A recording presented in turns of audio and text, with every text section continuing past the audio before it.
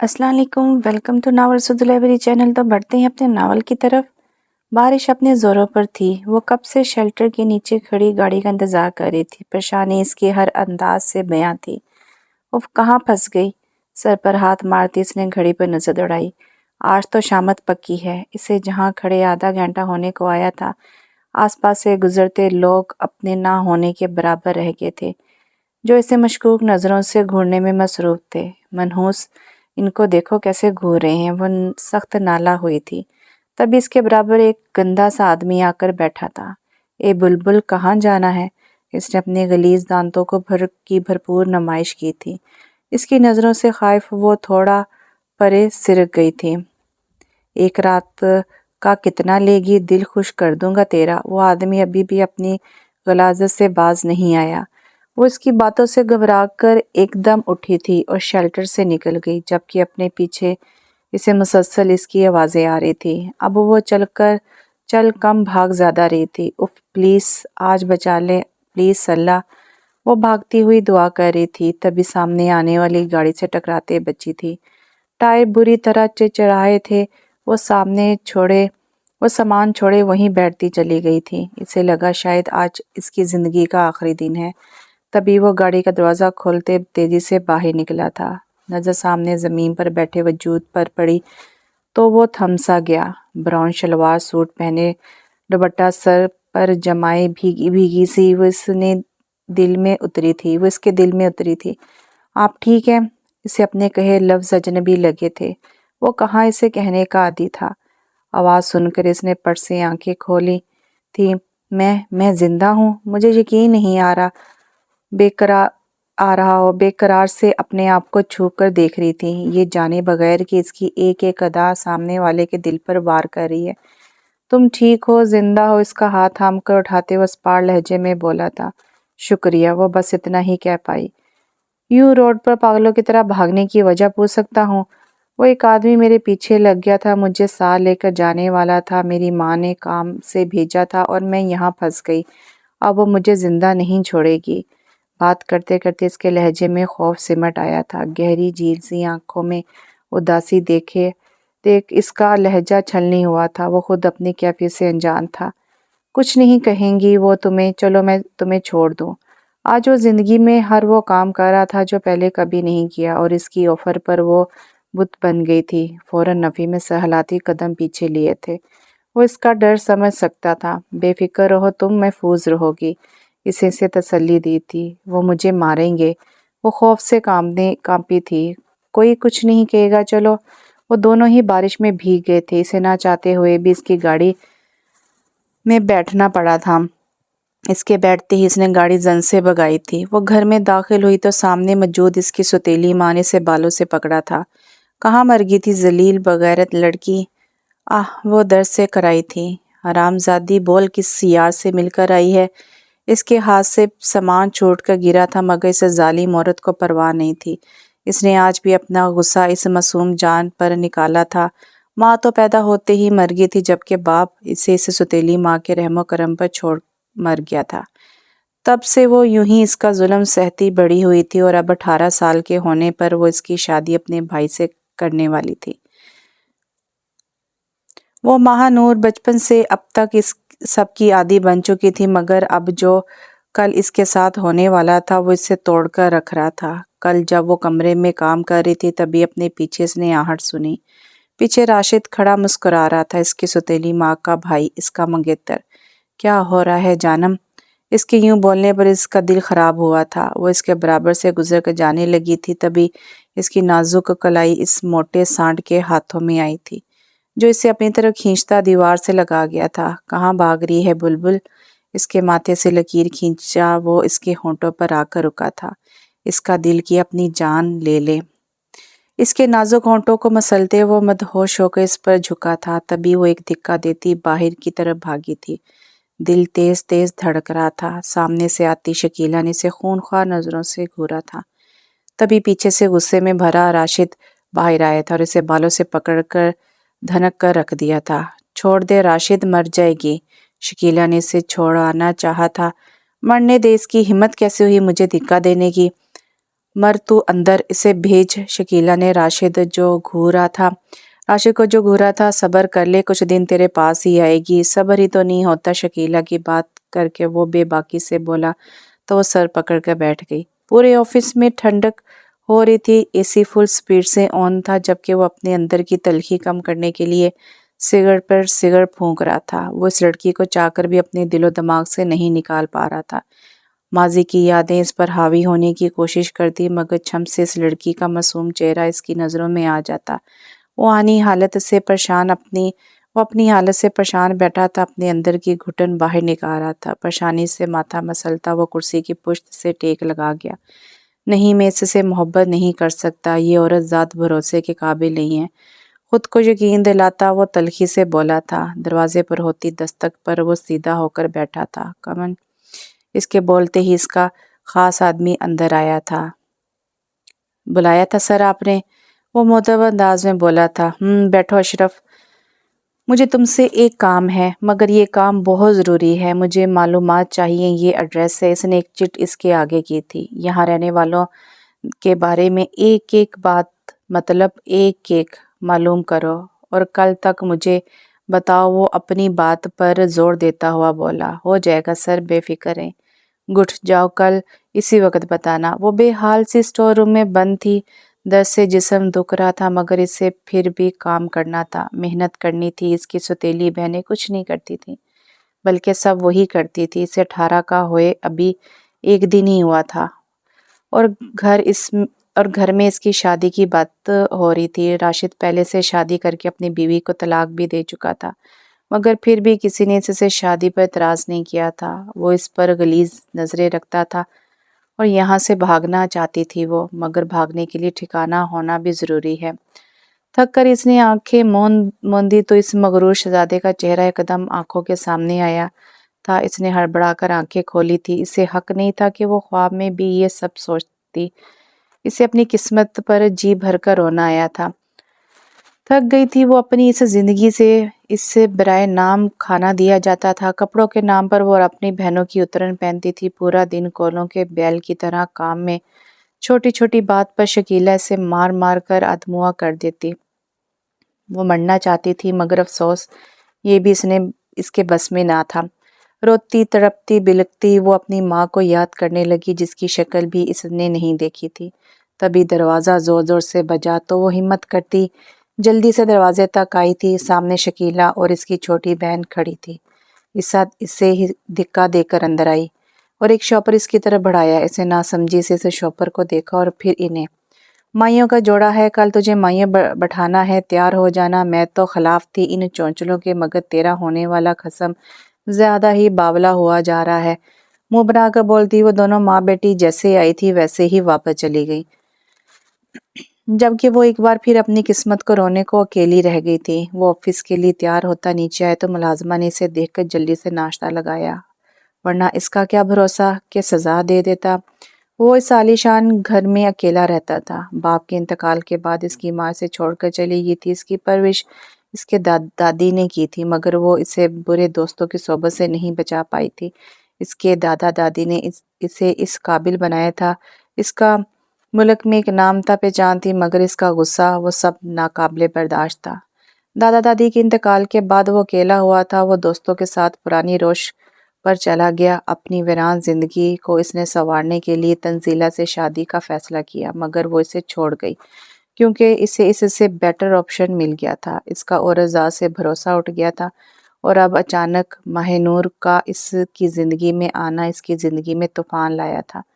اب تمہیں کوئی موقع نہیں ملے گا، جو ہوگا میری مرضی کا ہوگا، خود سے بولتا وہ کوٹ کے بٹن بند کرتا باہر کی طرف بڑھا تھا۔ جہاں ڈرائیور نے اسے دیکھتے ہی گاڑی کا دروازہ کھولا تو وہ پورے کرفیو سے بیٹھا تھا۔ اس کے بیٹھتے ہی گارڈز نے اپنی پوزیشن سنبھالی تھی۔ آفس میں اس کا الگ ہی رعب دبدبا تھا۔ اس نے آتے ہی آفس میں ہلچل مچ جاتی تھی۔ وہ سوگوار سی مائیوں کے پیلے جوڑے میں بیٹھی تھی۔ اس سادگی میں بھی اس کا حسن غضب ڈھا رہا تھا۔ ایک ایک کر کے محلے کی عورتوں نے اس کی رسم کی تھی۔ معنی خیز سرگوشیاں اس کے چہرے پر کوئی رنگ نہ لا سکی۔ وہ بت بنی اپنے ساتھ ہوئی کاروائی دیکھتی رہی۔ دل بجھا ہو تو کہاں کچھ اچھا لگتا ہے۔ سوگوار سا حسن لیے وہ سب کی توجہ کا مرکز بنی بیٹھی تھی۔ جاؤ بیٹا، بچی کو لے کر جاؤ، تھک گئی ہوگی۔ محلے کی ایک عورت نے اس کی جان بخشی کی تو شکر ادا کرتی اپنے کمرے یعنی اسٹور روم میں آئی تھی، اور پھر اتنا روئی کہ اس کی ہچکیاں بند گئی، مگر یہاں کوئی اس کو چپ کروانے والا نہیں تھا۔ وہ بے حال ہوتے یوں ہی روتے روتے نیند کی آغوش میں چھپ گئی۔ وہ اپنے لیپ ٹاپ پر مصروف تھا، تبھی انٹرکام پر اسے اشرف نے آنے کی اطلاع ملی تھی۔ آجاؤ اشرف، اسے اندر آتے دیکھ کر وہ کام چھوڑ سیدھا ہو کر بیٹھا تھا۔ کیا خبر لائے؟ سر اچھی خبر نہیں ہے۔ اشرف کی بات پر اس کے ماتھے پر بل پڑے تھے۔ جلدی بولو اشرف۔ سر وہ کسی علی صاحب کا گھر ہے، ان کی ایک بیٹی ماہ نور ہے، باقی سوتیلی بیٹیاں ہیں دو۔ شکیلہ اپنی سوتیلی بیٹی پر ظلم کرتی ہے بہت، اور اب اس کی شادی اپنے طلاق یافتہ بھائی سے زبردستی کروا رہی ہے۔ اپنی بات مکمل کرتا اس نے ایک لفافہ اس کے آگے کیا تھا جس میں تمام افراد کی تصاویر موجود تھی۔ اس دشمن جان کی تصویر دیکھ کر وہ ٹھٹکا تھا۔ اتنا معصوم، دل مول لینے والا حسن، یہ کون ہے؟ سر یہ ماہ نور ہے، کل ان کی شادی ہے، ان پر بڑا ظلم ہے۔ اور کل کس ٹائم ہے اس کی شادی؟ اشرف کی بات کو کاٹتا وہ پوچھ بیٹھا۔ شام میں نکاح ہے، کل اس کا نکاح ہوگا، مگر مجھ سے تیاریاں مکمل کرو، حکم دیتا اس نے اشرف کو جانے کا اشارہ کیا تو وہ سر جھکا کر چلا گیا، جبکہ وہ خود اس کی تصویر دکھتا کہیں کھوس آ گیا تھا۔ بہت جلد چرا لوں گا تمہیں میں اپنے پاس، قید کروں گا دنیا سے چھپا کر۔ محبت سے اس کی تصویر دیکھتا وہ اس کی تصویر سینے سے لگا گیا۔ اس چھوٹی سے گھر میں آج مکمل شور شرابہ تھا۔ دلہن کو تیار کرنے کے لیے محلے کی ہی لڑکی آئی تھی۔ وہ بے جان وجود لیے سب دیکھتی رہی تھی، اتنی ہمت نہیں تھی کہ کچھ بولتی، سب چپ بیٹھی، سب سہ رہی تھی۔ اسے مکمل دلہن کا روپ دیا گیا تھا۔ آج کے دن کے لیے راشد کی پہلی بیوی کا جوڑا اسے دیا گیا تھا۔ مکمل دلہن بنے وہ بے انتہا حسین لگ رہی تھی۔ تبھی بارات آنے کا شور اٹھا، ساری لڑکیاں بھاگ کر باہر گئی تھیں، جبکہ اس کی ہتھیلیوں میں پسینہ آیا تھا، اس نے پریشانی سے اپنے ہاتھ مسلے تھے۔ تبھی باہر سے ایک بار پھر شور کی آواز سنائی دی تھی۔ کچھ انجان لڑکی اندر آئی تھی اور اسے بے حد مہنگا اور نفیس جوڑا پہننے کو دیا تھا۔ وہ بدحواس سی اندر گئی اور منہ دھو کر کپڑے بدل کر آئی تھی۔ اندر آئی لڑکیوں نے ایک بار پھر سے تیار کیا تھا۔ ہر چیز بے حد نفیس و قیمتی تھی، اسے سمجھ ہی نہیں آ رہا تھا کہ یہ ہوا کیا ہے۔ ہوش تو تب آیا جب وہ لڑکیاں اس سے لیے باہر آئیں۔ اپنے سامنے راشد کے زخمی وجود کو دیکھ کر اس کے چھکے چھٹے تھے، جبکہ ایک طرف روتی دھوتی اس کی ماں سے گھور رہی تھی۔ اسے کچھ برا ہونے کا خدشہ ہوا تھا۔ وہ دروازہ دھاڑ سے مارتا اپنے آدمیوں کے ساتھ اندر آیا تھا۔ اتنے امیر کبیر آدمی کو دیکھتے وہاں ہر کوئی مرغوب ہوا تھا، مگر ہوائیاں تب اڑی تھیں جب اس نے ایک حکم دیا۔ اس کے آدمیوں نے راشد کو دھنک کر رکھ دیا تھا، جبکہ بیچ بچاؤ کے لیے آتی شکیلہ بھی ساتھ آئی عورتوں کا شکار بنی تھی۔ اس نے ایک اشارے پر لڑکیاں عورتوں سے پوچھتی اس کے کمرے میں گئی تھی اور ٹھیک 1 گھنٹے بعد اسے سوار کر باہر لائی تھی۔ وہ جو بے حس بنا بیٹھا تھا اس کو دیکھتا رہ گیا۔ لال رنگ کے بہت خوبصورت کامدار جوڑے میں فل میک اپ کے ساتھ اس کا حسن مزید نمایاں ہوا تھا، جبکہ دوسری طرف اس اجنبی کو دیکھتی وہ بلکھلا گئی تھی، مگر اتنی ہمت کہاں سے لاتی کہ اپنا منہ کھولتی۔ ماں اور راشد کا حال دیکھ کے وہ اچھے سے سمجھ گئی تھی کہ یہ کس نے کیا ہے۔ اس کے پاس آتے ارحم نے اس کے لیے اپنی پاس جگہ بنائی تھی۔ بنا چوچرا نکاح کرو، میں کوئی مزاحمت برداشت نہیں کروں گا۔ اس کے کان میں سرگوشی کرتا وہ اس کے رہے سہے اوستان بھی خطا کر گیا تھا۔ نکاح شروع کریں، اس کی آواز میں اتنا رعب تھا کہ کسی کی ہمت نہیں ہوئی کہ بیچ میں بول سکے۔ اس نے مری آواز میں قبول ہے کہا تھا۔ وہ جو اپنے نصیب سے نالاں تھی، اچانک اس ابتدا کو سنبھل بھی نہیں پا رہی تھی کہ اسے جھٹکے پر جھٹکے مل رہے تھے۔ وہ انسان جسے اس نے اپنے خوابوں میں آنے پر بھی پابندی لگائی تھی، آج پورے کا پورا اس کا تھا، مگر یہ سب اتنا عجیب انداز میں ہو رہا تھا کہ وہ کچھ بھی سمجھ نہیں پا رہی تھی۔ ہاں، اس نے شکر ادا کیا تھا کہ اس موٹے سے جان چھوٹ گئی تھی۔ نکاح ہوتے ہی وہ اٹھ کر راشد کے سامنے گیا تو اس کا گریبان پکڑ کر جھٹکے سے اوپر اٹھایا تھا۔ درد کی شدت سے اس کی چیخیں نکلی تو وہ ہنسنے لگا۔ کیا ہوا، تکلیف ہو رہی ہے؟ بڑا زم تھا نا، اپنے مرد ہونے پر اتنی بھی تکلیف برداشت نہیں ہوئی؟ وہ غرایا اور ایک مکہ کھینچے اس نے منہ پر مارا اور مارتا ہی گیا۔ شکیلہ کی چیخیں پورے گھر میں گونج رہی تھی، مگر سب بے حس بنے تماشا دیکھ رہے تھے۔ رخصتی کرو، ایک حکم دیتا وہ باہر کی جانب بڑھا تو ساتھ آئی لڑکیاں سے ساتھ لیے آگے بڑھی تھی۔ میرا سامان، وہ بلکھلائی تھی، میم وہاں سب سامان موجود ہے، آپ آ جائیں۔ اس کا ہاتھ تھامتی وہ اسے باہر لائی تھی جہاں وہ گاڑی میں بیٹھا اس کا منتظر تھا۔ اس کے برابر میں بیٹھتے ہی اس نے گاڑی بڑھانے کا حکم صادر کیا تھا۔ گاڑی اپنی منزل پر رواں دواں ایک پر آسائش بنگلے کے آگے رکی تھی۔ ماہی نے حیران نظروں سے وہ محل نما بنگلہ دیکھا تھا۔ ایسا تو بس اس نے سوچا ہی تھا۔ باہر آؤ، اسے حکم دیتا وہ اندر بڑھ گیا، جبکہ اس کے یوں رویے پر اس کا دل بھجا تھا۔ پتہ نہیں کیوں وہ اسے لایا تھا۔ اب تو دل میں عجیب طرح کے وسوسے آنے لگے تھے، وہ ہول اٹھنے لگی تھی۔ ان لڑکیوں کے ساتھ وہ اندر داخل ہوئی تھی، دل زور زور سے دھڑک رہا تھا۔ سامنے بے حد وسیع خوبصورت لون دیکھتی وہ مرغوب ہوئی تھی۔ جیسے جیسے وہ اندر جا رہی تھی اس کی حالت بگڑتی جا رہی تھی، اور جیسے ہی اسے اندر لے جایا گیا وہ ہوش و حواس سے بیگانہ ہوئی تھی۔ ساتھ کھڑی لڑکیاں ایک دم گھبرائی تھیں، جبکہ اندر موجود ارحم ان کی آواز پر بھاگتا باہر آیا تھا اور اسے یوں بے ہوش دیکھ اس کے ماتھے پر شکنیں پڑی تھی۔ تم لوگوں کے گھورنے سے یہ ہوش میں نہیں آ جائے گی۔ ان سب کو ڈانٹتا وہ اسے باہوں میں بھرتا لمبے لمبے ڈگ لیے سیڑھیاں چڑھ گیا۔ اس کا کمرہ بے حد خوبصورت پھولوں سے سجایا گیا تھا۔ اسے بیڈ کے بیچ لا کر وہ ایک دم اس پر جھکا تھا۔ کتنی پیاری تھی وہ، اس کا ایک ایک نقش حفظ کرتا وہ دیوانہ ہوا تھا۔ دل میں کئی جذبات ایک ساتھ جاگے تھے، مگر اسے ہوش میں لانا ضروری تھا، اس لیے لڑکی کو اندر بھیجتا وہ خود باہر آ گیا۔ بہت مشکل تھا خود پر ضبط کرنا۔ تھوڑی دیر بعد اس لڑکی ماہ نور کی ہوش میں آنے کی خبر اسے دی تھی تو وہ تھوڑا ریلیکس ہوا۔ اس کے کھانے کا بول وہ خود اسموکنگ روم میں گیا، مگر آج سگریٹ پینے کا دل ہی نہیں تھا۔ شام سے رات ہو گئی تھی۔ وہ اب بھاری قدم اٹھاتا اپنے کمرے کی طرف بڑھا تھا، جہاں موجود معصوم وجود اس کے ڈر سے آنکھیں موندے پڑا تھا۔ وہ کمرے میں آئے تو کمرے میں میلا جلا سا اندھیرا چھایا ہوا تھا، اور وہ پری پیکر اس کے بیڈ پر پورے حق سے برجمان تھی۔ اسے دیکھتے اس کی دھڑکن بڑھی تھی۔ بھاری قدم اٹھاتا وہ اس کے پہلو میں دراز ہوا تو اس کی پلکیں لرزی تھی۔ میں جانتا ہوں تم جاگ رہی ہو، تو کیوں میرا امتحان لینے پر تلی ہو؟ پہلی نظر کی محبت ہو میری، میرے دل کا حال بے حال کر دیا ہے تم نے۔ ان سب چیزوں کا حساب کون دے گا؟ اس کے کان میں سرگوشی کرتا اس نے اس کا رخ اپنی طرف کیا تھا۔ لرزتی پلکیں، کپ کپاتے ہونٹ، وہ دیوانہ ہوا تھا۔ تبھی جھک کر اس کے ماتھے پر اپنے پرحدت لب رکھے تو اس نے ایک دم مٹھیوں کو بھینچا تھا۔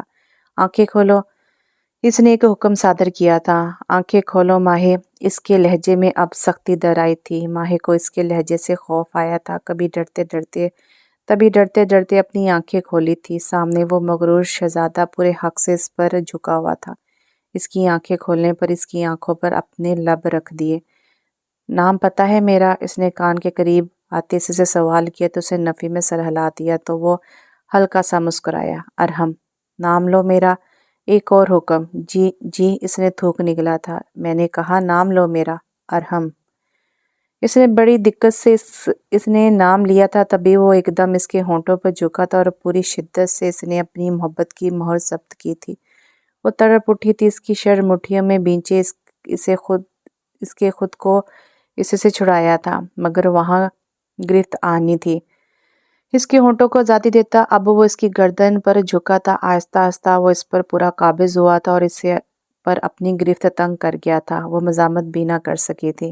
لمحہ لمحہ گزرتی رات اس کے جنون کو پاگل میں بدل رہی تھی، اور وہ مومی گڑیا تکلیف سے بے حال ہوتی خود کو اس کے رحم و کرم پر چھوڑے بیڈ شیٹ کو مٹھیوں میں بھیج گئی۔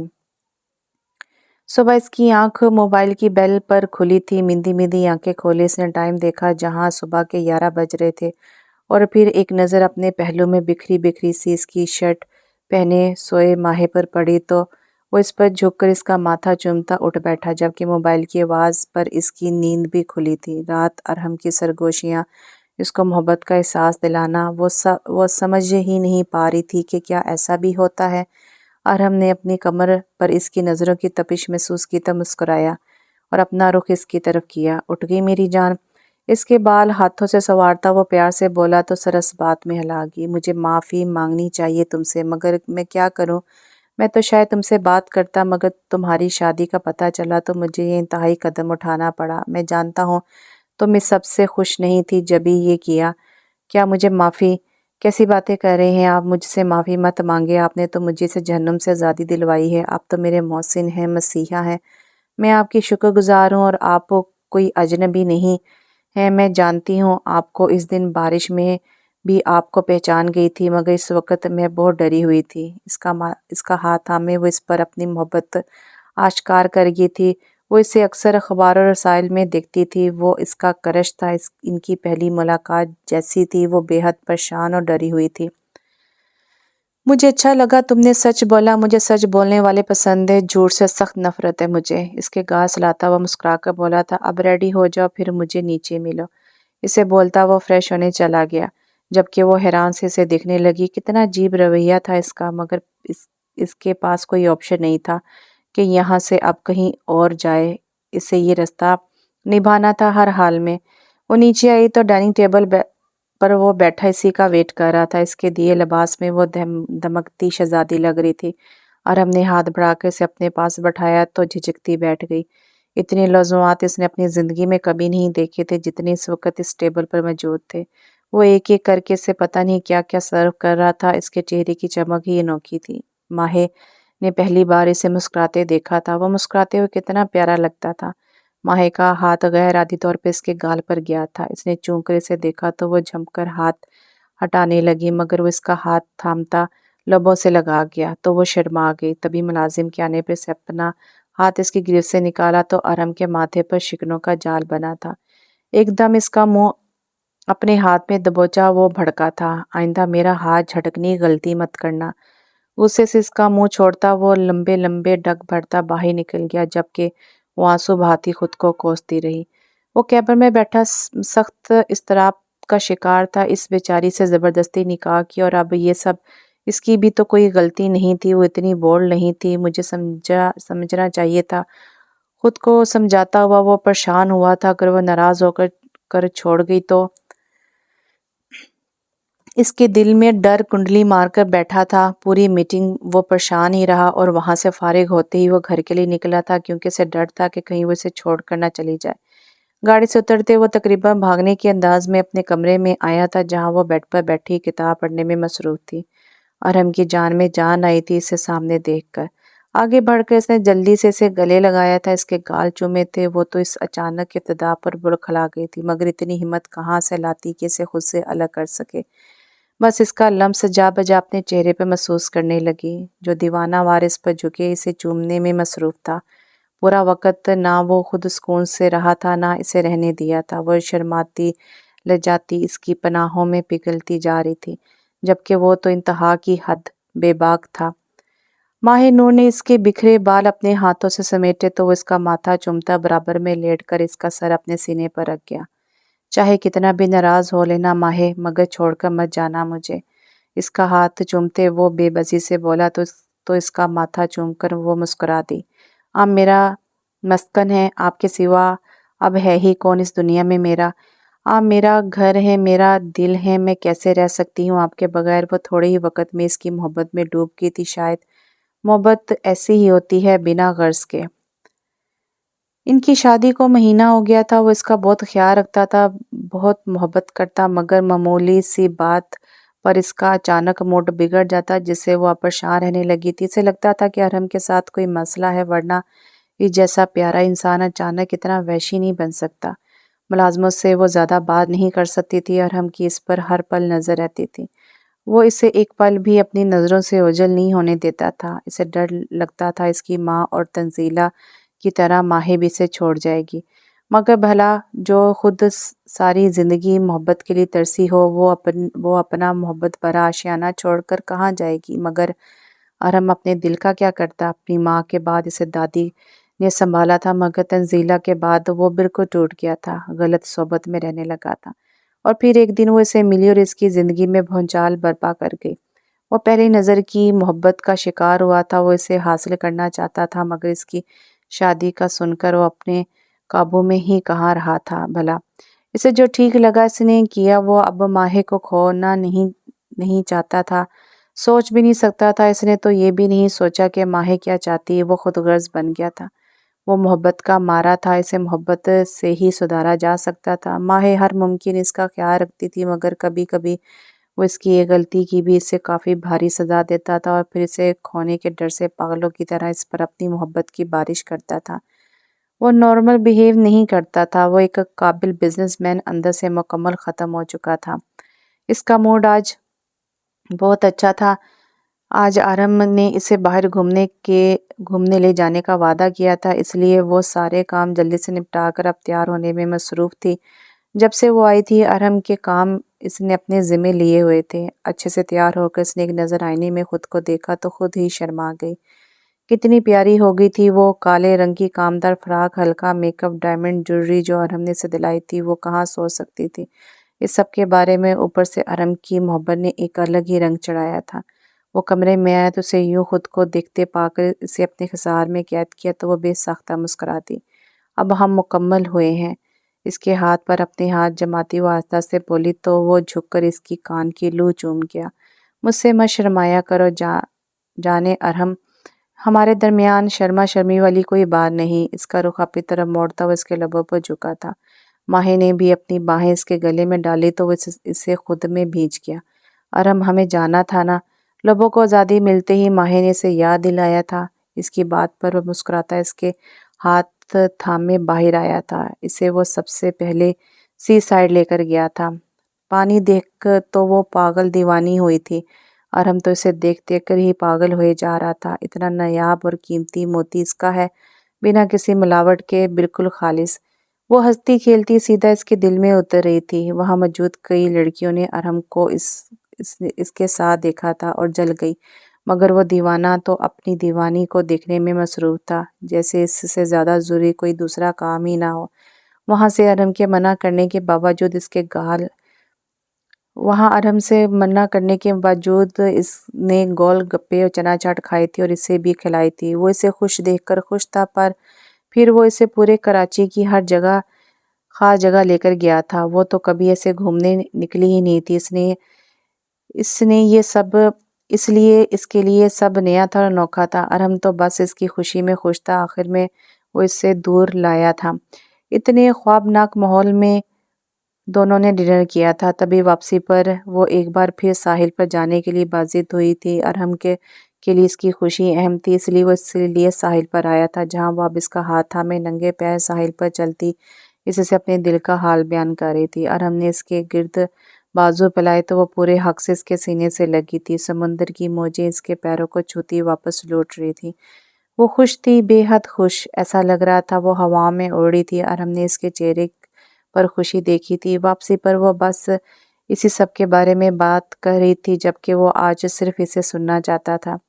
واپسی پر وہ اتنی تھکی ہوئی تھی کہ بستر پر گرتے ہی ہوش و حواس سے بیگانہ ہوئی تھی۔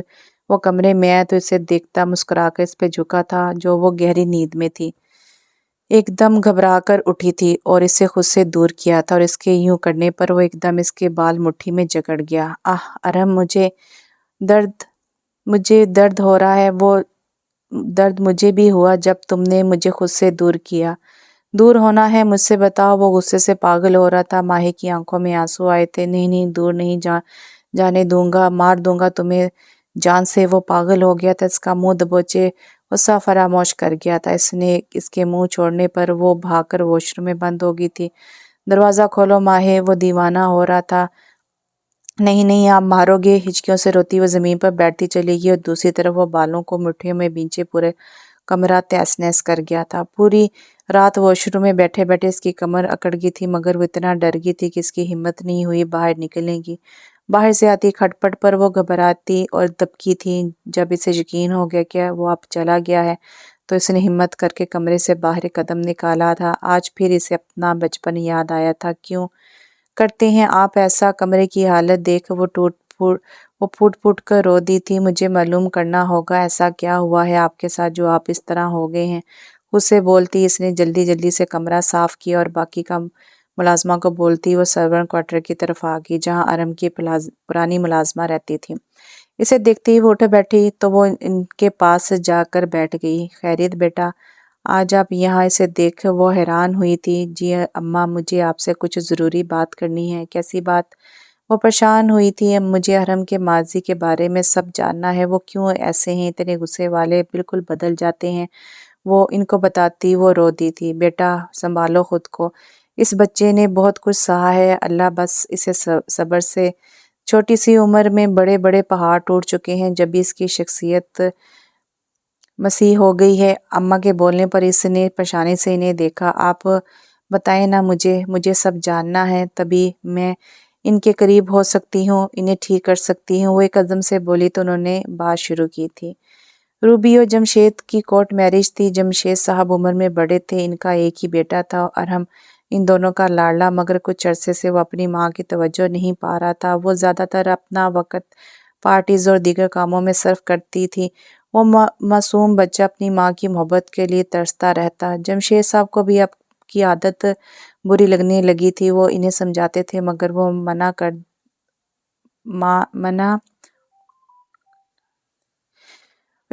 لیکن وہ نہیں مانتی تھی۔ تبھی ایک دن جب کوئی گھر میں نہیں تھا، معصوم ارحم نے اپنی ماں کو اپنے ایک دوست کے ساتھ بیڈ روم میں جاتے دیکھا۔ وہ معصوم کہاں جانتا تھا کسی چیز کے بارے میں۔ وہ ماں سے ملنے اوپر گیا تو اس کی ماں بنا لباس اس آدمی کی باہوں میں جھول رہی تھی۔ اسے دیکھ کے ایک دم بدحواس ہوتی اسے مارتی چلی گئی، جبکہ وہ بیچارہ اپنا قصور بھی جان نہ پائے۔ اسے اتنا زد و کوب کیا گیا کہ وہ ڈرا سہما رہنے لگا۔ اس کی شخصیت متاثر ہو رہی تھی۔ روبی بیگم کا جب دل کرتا اسے مارتی، اور جب یہ بات جمشید صاحب کو پتہ چلی وہ اپنا کنٹرول کھو بیٹھے۔ ان دونوں میں طلاق ہوئی تو جمشید صاحب بالکل خاموش ہو گئے اور ایک دن چپکے سے آنکھیں موند لیں۔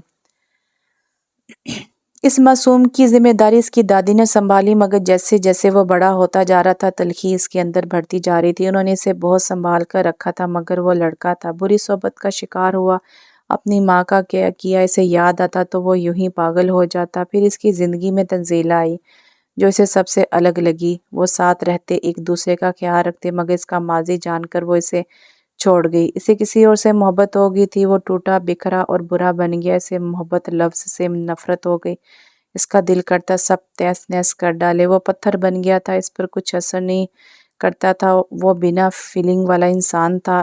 اسے سب فیلنگ لیس کہتے تھے مگر اسے پرواہ نہیں تھی۔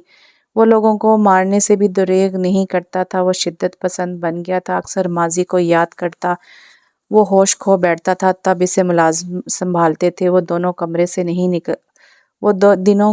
نہیں نکلتا تھا۔ لوگ اسے پاگل سمجھنے لگے تھے مگر وہ پاگل نہیں تھا، وہ اکیلا تھا۔ اسے سہارا چاہیے تھا جو کوئی اسے کبھی دے ہی نہیں سکا۔ وہ دنوں بس پانی پر گزارا کرتا، زیادہ سے زیادہ سگریٹ پیتا، لوگوں سے دور رہتا، تنہائی پسند ہو جاتا اور نارمل ہوتا تو کام کام کام، اس کے علاوہ اسے کچھ نہیں سوچتا تھا۔ وہ مشین بن گیا تھا جسے کچھ محسوس نہیں ہوتا تھا۔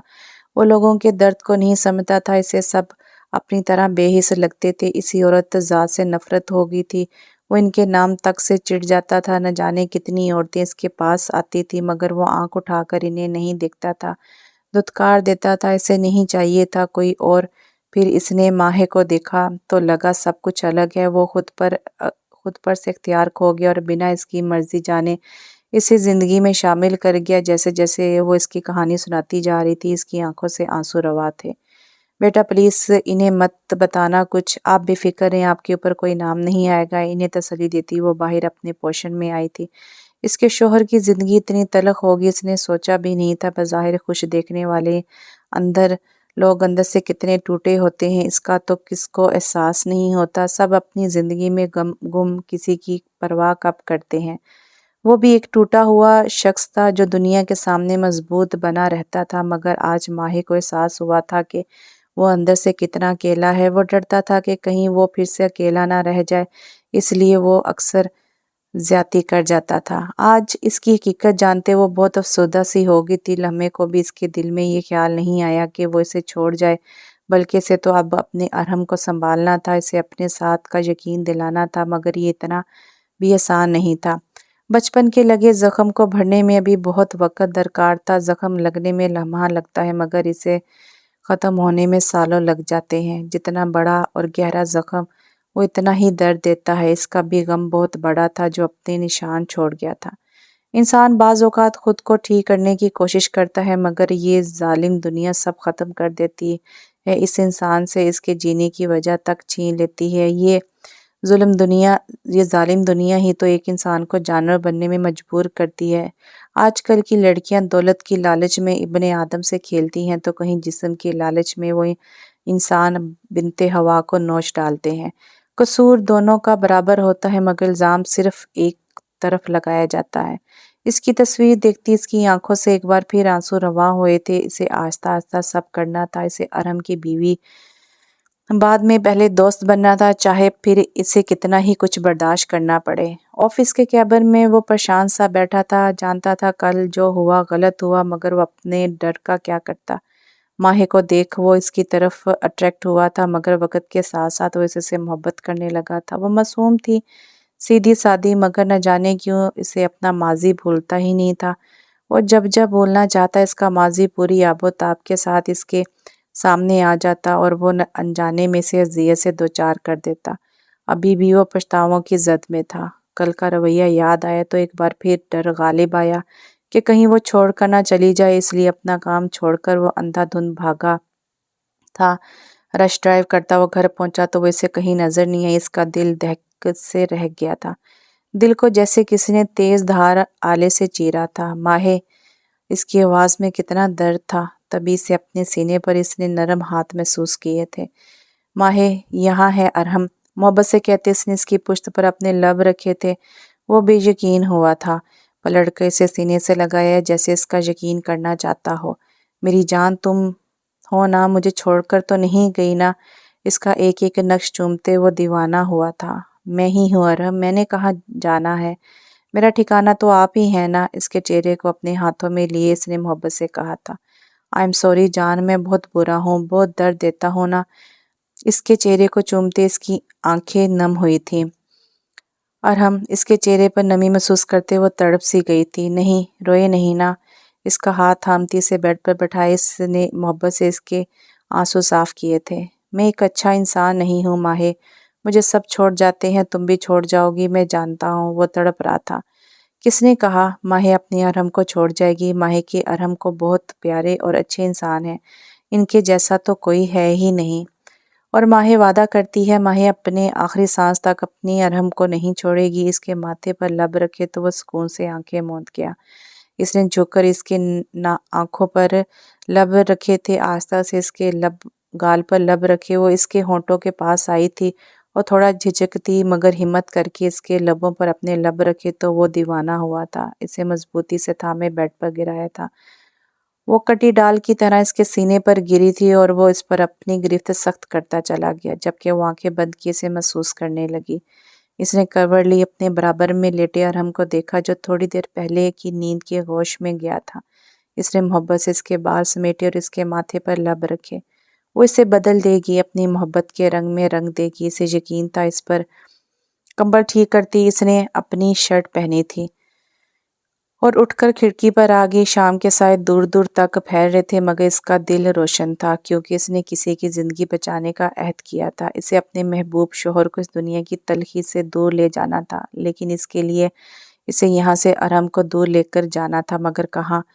اسے ایسی جگہ دیکھنی تھی جہاں ماضی کی کوئی تلخی نہ ہو۔ وہ ارحم کو سب سے چھپا کر کہیں دور لے جانا چاہتی تھی، مگر اس کا دماغ تیزی سے تانے بانے بن رہا تھا۔ سب ٹھیک ہو جائے گا، اس نے خود کو یقین دلایا تھا۔ ارحم، آپ تو مجھے کہیں گھمانے بھی نہیں لے کر گئے۔ وہ دونوں اس وقت لون میں بیٹھے چائے سے لطف اندوز ہو رہے تھے۔ تبھی اس نے منہ بسور کا شکوہ کیا تو وہ مسکرا دیا۔ کہاں جانا ہے میری جان نے؟ ہلکا سا جھک کر اس نے محبت سے پوچھا تھا۔ اس نے پرسوچ انداز میں اپنی تھوڑی پہ انگلی رکھی۔ ارحم کو اس وقت کو ڈھلتی شام کا ایک بے حد خوبصورت منظر لگی تھی، وہاں جہاں بس خوشیاں، یوں کوئی غم نہ ہو، آپ ہو، میں ہوں، ہماری محبت ہو۔ وہ ایک جذب سے آنکھیں میچ کر بولی تو وہ شاکڈ سا ہوا تھا۔ بھلا وہ کہاں اس قابل تھا کہ اسے اتنا پیارا ساتھی ملتا؟ ایسی جگہ کہاں ہے، اب یہ بھی بتا دیں محترمہ۔ وہ ذرا جھکا تو وہ دل فریب انداز میں مسکرائی تھی۔ آپ کی باہوں میں۔ اس نے ہاتھ آگے کر کے اپنا ہاتھ رکھے وہ سچائی سے گویا ہوئے، جبکہ اس کی بات پر وہ دل سے مسکرایا تھا۔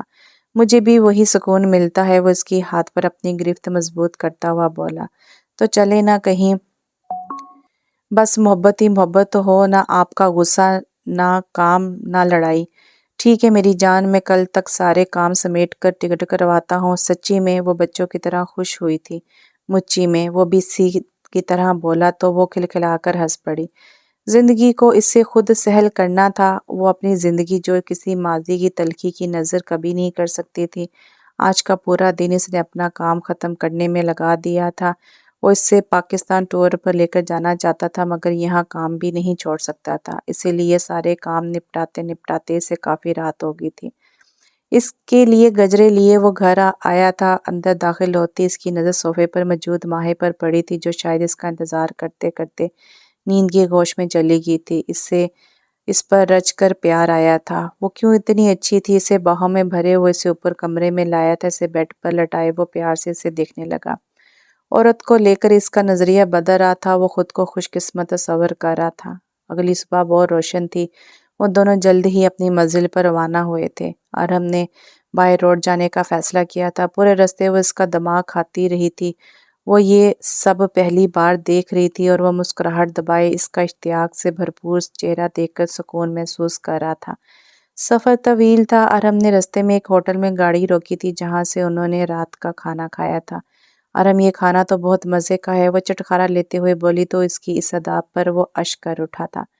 میری جان، یہ چاہے کتنا بھی اچھا کیوں نہ ہو، تمہارے ہاتھ کے کھانے جتنا لذیذ نہیں ہے۔ اوہو، آپ تو بس میری تعریف کرنے کا موقع چاہیے نہ ہو، اس تعریف سے اس کی پھول کر میں موٹی ہو جاؤں۔ وہ ہنس کر بولی تو وہ سر ہلا گیا۔ کھانا کھا کر وہ ساتھ بنے سرائے میں آئے تھے۔ کمرہ چھوٹا تھا مگر بے حد صاف ستھرا، چھوٹا سا بیڈ، سائڈ ٹیبل اور ایک الماری اور دیوار گیر شیشہ۔ وہ تو یہاں کی ہی دیوانی ہو رہی تھی۔ پوری رات اس کے سینے پر سر رکھی اس نے آنے والے دنوں کی پلاننگ کی تھی۔ اگلے دن وہ لوگ مری پہنچے تھے۔ ارحم آرام نہیں کرنا نا، ارحم کو بستر میں منہ دیے دیکھے وہ بولی تھی۔ تبھی اچانک سے ارحم نے اس کا ہاتھ تھام اسے اپنی طرف کھینچا تھا اور اس کے لبوں کو اپنی گرفت میں لیا تھا، اور پھر اسے بنا کچھ کہنے کا موقع دیے وہ اپنی منمانی پر اتر آیا تھا۔ وہ اس کا لمس پاتے ہی وہ بھی مدہوش ہوئی تھی۔ صبح وہ معمول سے پہلے ہی اٹھ گئی تھی اور ارحم کو بھی اٹھا کر کھڑا کیا تھا، جو اب معصوم شکل بنائے سے دیکھ رہا تھا، اور وہ ظالم بنی اپنی تیاری مکمل کر رہی تھی۔ ایسے مت دیکھیں، رات آپ نے ترس کھایا تھا جو میں کھاؤں، تو بھئی میں نے آرام تو ہی کروایا تھا، لیکن میں نہیں کرواؤں گی، چلیں اب۔ اس کا ہاتھ تھامتی وہ باہر بڑھی تھی اور پھر ارحم نے اسے نتھیا گلی اور کئی مشہور جگہ دکھائی تھی۔ ارحم یہ کتنا خوبصورت ہے نا، سامنے بنے پہاڑ دیکھے وہ شاکڈ ہوئی تھی۔ وہاں سے انہوں نے بہت کچھ کھایا بھی تھا اور اس نے اپنے لیے پیک بھی کروایا تھا۔ پورا دن گزرا، وہ واپس آئے تھے۔ اگلے دن انہیں پھر آگے کا سفر کرنا تھا۔ اگلی صبح ان لوگوں نے آنسو جھیل کا دورہ کیا تھا۔ پورا دن آس پاس کی وادی گھومتے وہ بس ایک دوسرے میں مدہوش تھے۔ ڈرائی فروٹس کے درخت دیکھ کر وہ حیران ہوئی تھی، اتنے سارے پھلوں کے درخت اور وہاں موجود جھیلیں اور دریا، اس کا بس چلتا وہ تو وہیں رہ جاتی۔ ارحم اسے زبردستی اپنے ساتھ ہوٹل لایا تھا۔ تبھی اچانک ارحم کا فون بجا تھا، جسے سن کر وہ زمین پر بیٹھتا چلا گیا۔ ارحم، کیا ہوا ہے ارحم؟ وہ بدحواس سی آگے بڑھی تھی۔ سب ختم ہو گیا نور، سب ختم، سب کچھ۔ کیا ہوا ہے، کچھ تو بتائیں۔ میرا بزنس ڈوب گیا، گھر نیلام ہو گیا، میں سڑک پر آ گیا نور، میرے پاس کچھ نہیں رہا۔ وہ رو رہا تھا، نور کو لگا اس کا کلیجہ نوچ لیا ہو کسی نے۔ ارحم، اللہ پاک اور دیں گے، آپ کیوں ایسا کر رہے ہیں؟ آپ کو کچھ ہوا تو میرا کیا ہوگا؟ پلیز ایسا مت کریں، ہم آج ہی گھر کے لیے نکلتے ہیں، پلیز روئے نہیں۔ وہ اسے سنبھالتی وہ بیڈ تک لائی تھی۔ میں سونا چاہتا ہوں پلیز۔ ہاں، آپ سو جاؤ۔ اسے سلا کر وہ وہیں اس کے پاس بیٹھ گئی اور اس کے سر میں انگلیاں چلانے لگی، اور یہ کرتے کرتے اس کی اپنی آنکھ بھی لگ گئی تھی۔ صبح پہلی فلائٹ سے وہ لوگ کراچی واپس آئے تھے۔ ان کے گھر پر تالا لگا تھا۔ ارحم نے وقتی طور پر ایک چھوٹا سا گھر کرائے پر لیا تھا۔ ماہ نور قدم قدم پر اس کے ساتھ تھی، اسے سنبھال رہی تھی۔ یہ سب کیسے ہوا؟ وہ خود بھی پریشان تھا، کوشش کر رہا تھا سب کچھ ریکور کر لے۔ اکثر ٹینشن میں وہ ماہی کو بھی بے نقط سنا دیتا، مگر وہ چپ کر کے سنتی اور پھر اسے گلے لگا لیتی، اور پھر وہ سکون محسوس کرتا۔ 3 مہینے ہو گئے تھے انہیں یوں در بدر ہوئے۔ ماہی اپنے اندر آئی تبدیلی محسوس تو کر رہی تھی مگر ہمت نہیں تھی اسے کچھ بتا سکے۔ وہ صبح کا جاتا رات گئے تک ہی واپس آتا تھا۔ ایسے ہی ماہی کو اس سے بات کرنے کا موقع ہی نہیں ملتا تھا۔ آج بھی تو تھکا ہارا گھر آیا تو ماہی نے اس کے آگے گرم گرم روٹی ڈال کر رکھی۔ کھانا کھا کر وہ کمرے میں آگی تبھی ارحم کمرے میں آیا تھا۔ کیوں کر رہی ہو یہ بتاؤ؟ ہاں، وہ غصے میں ایک دم اس کی طرف بڑھا تھا۔ ارحم میری جان کیا ہوا ہے آپ کو؟ کیوں چھوڑ کر نہیں جا رہی ہو؟ ہاں کچھ بھی تو نہیں ہے میرے پاس، نہ پیسہ نہ گاڑی نہ رتبہ، جیسے سب چھوڑ گئے تم بھی چھوڑ جاؤ نا۔ وہ حزانی انداز میں چیخ رہا تھا۔ وہ اس کی کیفیت اچھے سے سمجھ رہی تھی۔ کیوں جاؤں چھوڑ کر؟ ہاں آپ کو بتائیں کیوں جاؤں؟ کیا میں بس آپ کی خوشیوں کی ساتھی تھی؟ اب برا وقت پڑا تو چھوڑ جاؤں، بھول جاؤں؟ کس طرح بن کہے ہر خواہش پوری کی، کس طرح بن کہے ہر خواہش پوری کی؟ اب میری باری ہے تو میں پیچھے ہٹ جاؤں؟ کیوں اتنا کم ظرف سمجھتے ہیں آپ مجھے؟ میں نے محبت نہیں کی تھی مگر آپ سے خود بخود ہو گئی۔ آپ کی ہنسی سے، آپ کے غصے سے، آپ کی آنکھوں سے، آپ کے ہاتھوں سے، آپ کے کپڑوں سے اپنی خوشبو سے، تو کیسے چلی جاؤں؟